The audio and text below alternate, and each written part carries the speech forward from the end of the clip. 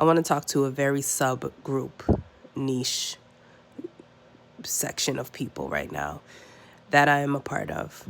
These people were molded, these people were told and taught from a very young age that the customer comes first, the customer is always right. I come from a space where I needed to work a job early, like as soon as possible. And you got to think, when you're like 15 years old, that's when your critical thinking kicks in. So imagine you're getting a job your first year, you started critical thinking, or maybe younger for some people. But there, I was working as a part of a company that hired many, many, many, many young people of my age group, because I feel they thought that we were easier to mold, and they weren't wrong, because we were easier to mold. We were more impressionable. We were more hardworking. We didn't understand what it meant to work.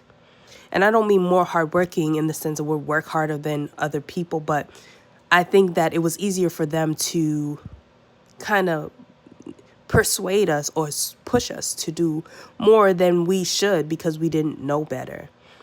And this can kind of develop or cause you to need healing in the area of people pleasing, because there's so much suppression that goes on when you're in those spaces that I feel like nobody really talks about.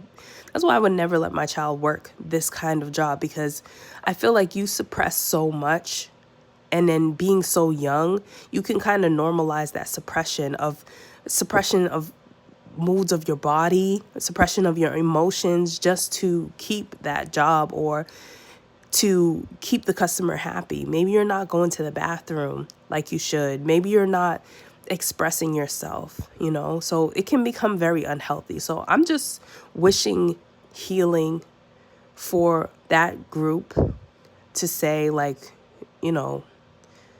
let it go. We're all grown up now. We don't need to keep those same values that were instilled in us, because they were instilled. Like I said, I'm not saying it was a cult, but they were definitely instilled.